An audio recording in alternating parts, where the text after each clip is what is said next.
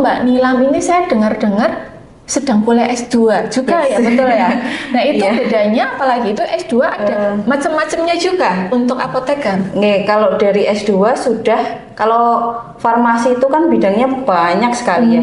Dari manajerial, lalu nanti klinis aja nanti bermacam-macam ya gitu. Industri juga harus belajar nih, dari belajar itu, oh aku ambil apoteker lah. Terus sering juga saya dengar Mbak, ada apoteker itu ngomong, Mbak dihabiskan ya obat yang ini, itu memang benar-benar harus dihabiskan nggak sih Mbak? Yes. Itu biasanya antibiotik ya. Oh itu antibiotik, antibiotik dan antivirus. Efeknya apa kalau nggak dihabisin Mbak?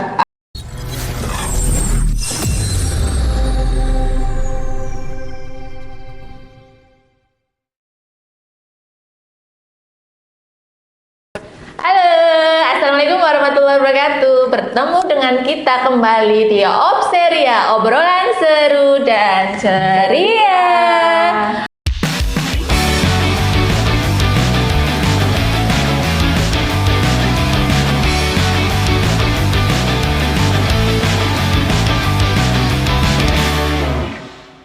Alhamdulillahirrabbilalamin. Pada hari ini kita kehadiran tamu spesial. Siapa lagi kalau bukan Ibu Cunil? Salah. Silakan memperkenalkan diri Mbak. Nama saya Suisti Nilamsari, bisa dipanggil dengan Nilam. Saya apoteker di RSUD Haji Bareng dari 17 tahun yang lalu. Wow, ternyata Sweet 17 ya, 17 tahun. Awal berdirinya RSUD, cuman saya dulu bukan apoteker, saya dulu tenaga teknik kefarmasian. Sekarang saya ditempatkan di apoteker IGD, seperti itu. Menarik sekali ini, dari mulai pembukaan RSUD Haji Bareng, peletakan batu pertama 17 tahun yang lalu. Cincinnya saya ketinggalan di dalam. Oh gitu ya, aduh, udah ketemu apa belum ini? Belum, biarin aja di situ. Ya, ini menarik ini. TTK atau Tenaga Teknik Kefarmasian. Mungkin Sobat Ceria di luar sana ada yang pingin mengikuti jejak dari Ibu Nilam.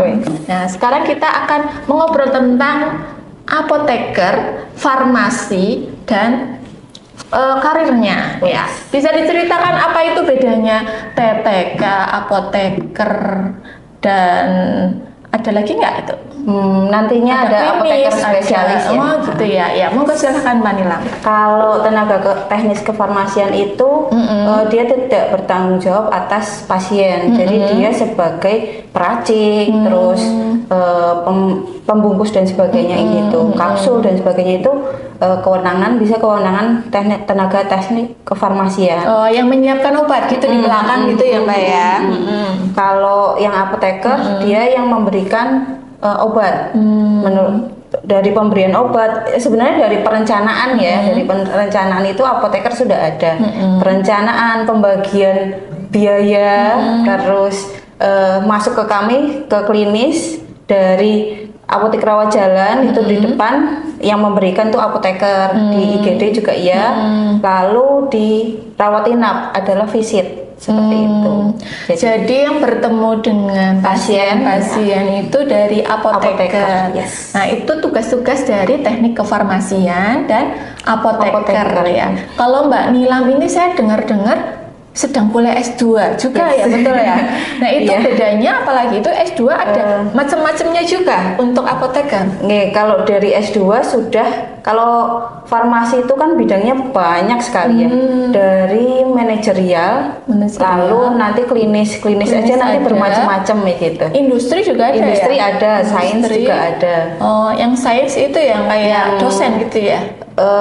Nanti dia peneliti. Pengembangan produk alam seperti itu. Jadi potensi-potensi alam itu si apoteker nanti gali menjadi produk yang bisa kita konsumsi secara klinis sih gitu. Itu nanti yang sains. Nah, Mbak Nilam sendiri itu kan dulu pernah jadi TTK, sekarang apoteker gitu ya. Sekarang pekerjaannya di apotek IGD ya. Saya pingin tahu lah pengalamannya dari Mbak Nilam, kesan-kesan yang terkesan dari Mbak Nilam itu seperti apa sih? Kalau di apotek IGD ya, apa dulu di rawat inap? Boleh diceritakan yang dulu. Awalnya itu saya saya belum kepingin tuh mau jadi apoteker. Cuman ada sesuatu yang membuat saya itu, aku harus menaikkan pendidikan nih. Gitu. Awalnya itu ketika ada dulu obat ARV, tahu ya? Untuk yang koda ya HIV itu. Dokter memberikan resep. Ternyata saya kan mengikuti tuh pasien. Loh kok pasien klinisnya nggak terlalu bagus ya signifikannya untuk setelah dikasih obat biasanya 1 bulan udah bagus.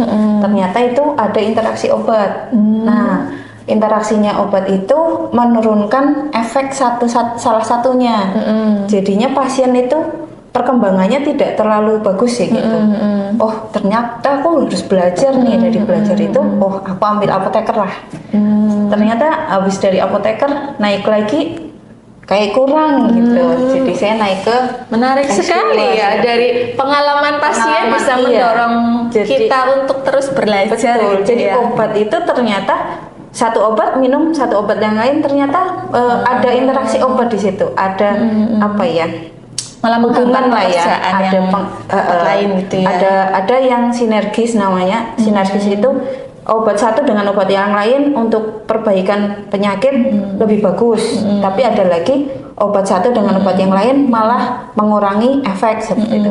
Itu kan harus digali ya untuk kita memberikan pelayanan yang prima kepada pasien seperti itu ya. Jadi itulah yang membuat saya kepingin aku harus menguasai ini nih, aku harus menguasai ini ya, belajar terus belajar. Kalau di apoteker itu namanya long life learner gitu. Long life learning ya. Long life learning ya, untuk belajar seumur hidup ya. Ya, begitu sobat ceria, jangan kalah sama Mbak Nilam yang terus belajar dan selalu semangat untuk meningkatkan ilmunya itu ya.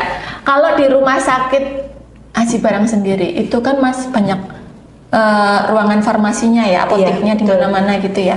Itu pembagian tugasnya apa aja Mbak kalau untuk petugas apoteker dan TTK? Kalau saya sendiri mengelola di IGD, mengelola di IGD itu pengelolaan obat-obat yang emergensi seperti itu. Kalau di rawat inap berarti pengelolaan obat dari rawat jalan, pasien-pasien dokter spesialis. Kalau yang rawat jalan ya, rawat jalan. Kalau di rawat inap melayani yang dari yang opnam seperti itu, yang rawat inap. Ada satu lagi yang di IPS ya, yang di ruang IPS, operasi. Betul. Itu mengelola bahan habis pakainya yang buat operasi, khusus buat operasi. Itu. Boleh tanya di luar rumah sakit nggak apa-apa ya? Boleh. Nah, kalau di luar itu sekarang saya lihat banyak juga apotek-apotek ya di sekitaran kita. Nah, itu kalau yang buka apotek itu juga apoteker itu Mbak Nilam? Yes, wajib apoteker penanggung jawab. Siapa tahu ada sobat ceria itu pengen kuliah apoteker gitu ya, biar bisa buka apotek. Itu gimana caranya Mbak? Masih punya lapangan pekerjaan yang luas di apoteker. Gitu. Lagi iklan ini ternyata ya. Jadi kalau mau buka apotek pastikan punya surat izin praktek gitu ya. Surat izin praktek nanti STR dulu, pengajuan surat izin praktek yang pastinya lokasi yang mana mau dituju. Kalau di Banyumas itu sudah ada pembagian di perizinan. Oh gitu. Misal nih di Aji Barang, di Aji Barang ada pembagian 40 apotek seperti itu menurut dari kepadatan penduduk.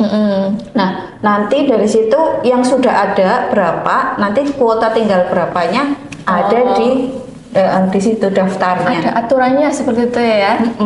Ada. Sudah, kalau di Banyumas sudah tertata rapi, sudah ada pembagian kuota. Nanti kalau memang sudah tidak ada kuotanya, ya sudah cari aja yang ada kuotanya lain itu untuk memperatakan adanya apoteker di semua. Bagus juga ya. Jadi memang ada perkumpulan yang mengatur itu ya. Iya. Kamu itu berpikir nantinya seperti yang di luar negeri itu, tim farmasi first ya. Apa itu?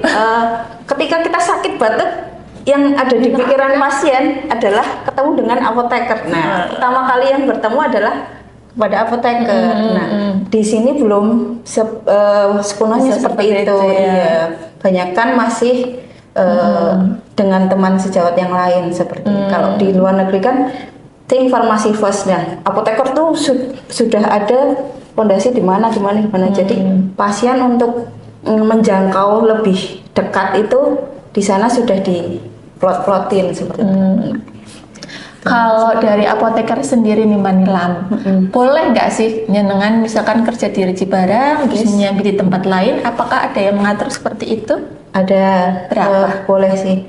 Masih bisa. Maksimal 3 sih Pak. Yang penting adalah ketika obat yang diresepkan atau obat keras itu mau diberikan kepada pasien, itu adalah ada apoteker di situ.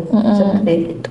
Ketentuannya dari menurut undang-undang yang sekarang nih, yang tahun 2023. Nah, itu ketentuannya adalah pemberian obat keras, obat resep itu dari tangan apoteker kepada pasien seperti itu. Ya. Berarti masih ada kesempatan ya. Ada. Ya, Masih luas, bisa masih kerja di luas. rumah sakit, masih bisa buka di rumah, dan masih bisa ke tempat lain. Masih luas untuk menaikkan kesejahteraan. Luar biasa lah ya. Apalagi ini Mbak Nilam itu juga seorang entrepreneur ya. Jualan juga di tempat luar yang lainnya. Ada jiwa entrepreneurnya di situ. Saya jadi tertarik ini. Gimana cara membagi waktunya nih Mbak Nilam? Pembagi waktu enjoy aja sih ya. Enjoy aja. Yang penting dinikmati dari sebagai karyawan, ibu rumah tangga, sebagai ibu pengusaha. Oh, mahasiswi juga. Mahasiswa, ibu pengusaha. Yang penting semua jalan aja tuh. Suami jangan dilupain, anak jangan dilupain. Iya, tugas utama ya Mbak ya. Ada yang protes kameramennya ya kira-kira ya. Kira-kira kameramennya itu nanti bilang sama suamiku nggak ya? Sepertinya begitu Mbak. Baik, nah sekarang hubungannya peran apoteker dengan tenaga kesehatan lain itu seperti apa Mbak? Namanya apa ya namanya? Tanya jangan lupa kalau ada sakit tuh inget apotekernya gitu. Yang sekarang undang-undang yang sekarang itu tadi pemberian obat oleh apoteker kepada pasien boleh dengan rekomendasi dari dokter. Jadi kalau di rumah sakit itu peran apoteker kan kolaborasi ya, kolaborasi untuk pasien center care gitu ya. Jadi bersama-sama dengan tenaga medis yang lain, bersama-sama dengan tenaga sejawat yang lain itu memberikan pasien safety seperti itu. Komunikasi yang ini kayak KIE gitu ya? Ya, KIE juga. Terus ada misal tadi ada interaksi obat yang harusnya tidak boleh diberikan. Dokter kadang kan ada yang meresepkan seperti itu ya. Jadi kita komunikasikan, dok ini nggak boleh untuk pasien anak, atau ini obatnya ini nggak boleh barengan dengan obat ini seperti itu. Itu peran dari kolaborasi ya, memberikan pelayanan terbaik bagi pasien sebagai safety dan efisien seperti itu. Terus sering juga saya dengar Mbak, ada apoteker itu ngomong, Mbak dihabiskan ya obat yang ini itu memang benar-benar harus dihabiskan nggak sih Mbak? Yes. Itu biasanya antibiotik ya. Oh, itu antibiotik. Antibiotik ya. dan antivirus. Karena efeknya apa kalau nggak dihabisin Mbak? Ada resistensi. Bahaya ya? Sebenarnya kalau nggak sakit lagi sih nggak apa-apa ya. Kalau sakit lagi itu yang memerlukan antibiotik yang lebih tinggi.